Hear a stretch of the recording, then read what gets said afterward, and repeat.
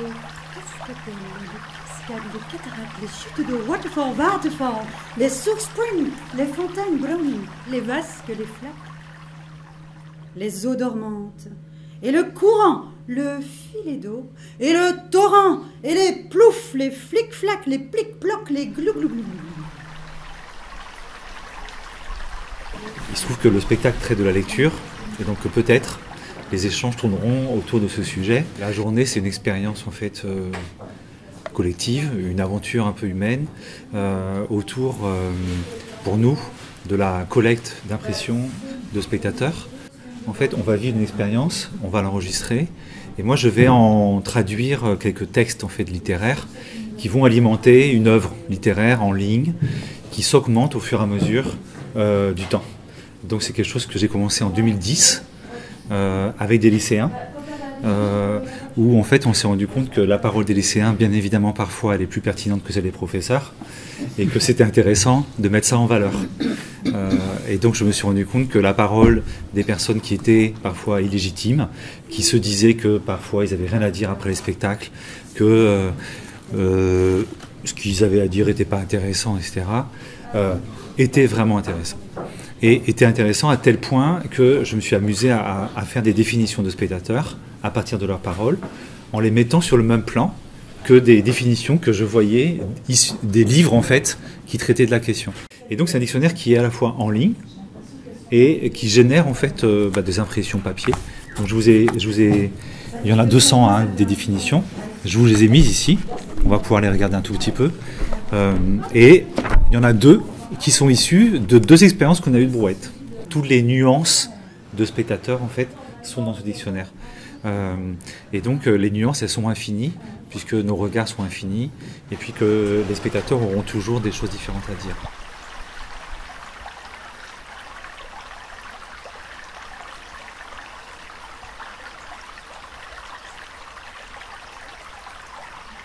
Parmi les nombreux bienfaits des arbres sur cette planète, l'arbre nous offre sa chair pour faire du papier.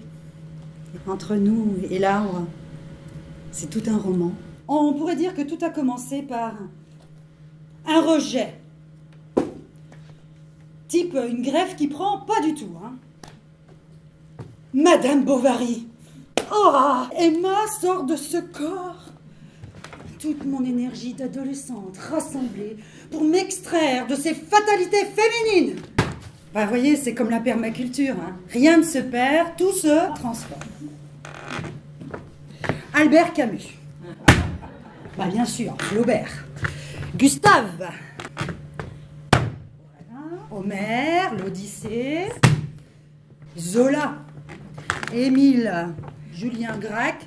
Ça, c'est du local. Pays de la Loire. François Rabelais. Mais le gros bois, dans le fond, là, à quoi ça va servir?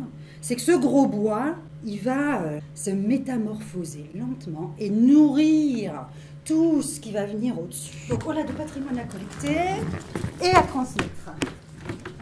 Des livres à lire, beaucoup de livres à lire. Voilà.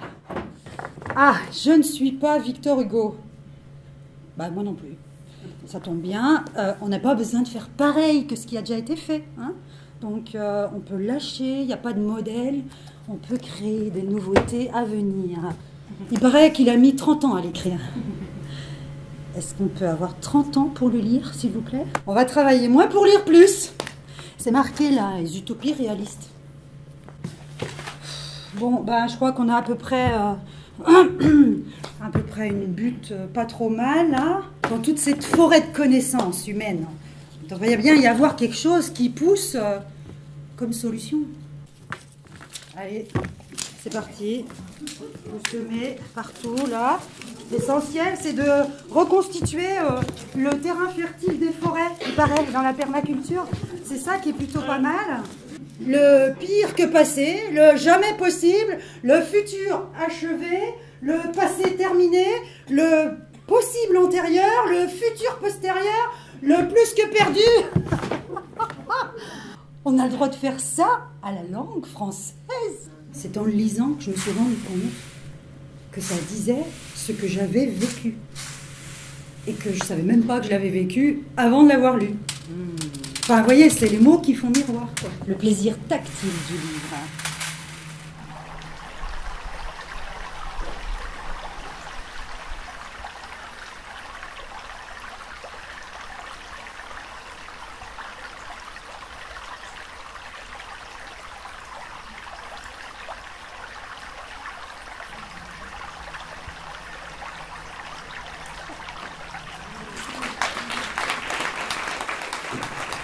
En réaction au texte de Brouette, notre discussion est partie sur la permaculture. Peu de spectateurs connaissaient ce modèle d'agriculture et cela a permis à certains d'expliquer aux autres ce qu'ils en savaient. Petit 1. Creuser une tranchée assez profonde. Petit 2. Y déposer déchets, paille, laine de mouton, bois et toutes sortes de saloperies, puis les recouvrir de terre pour former une belle butte. Petit 3. Y planter, n'importe comment, des légumes, des fleurs.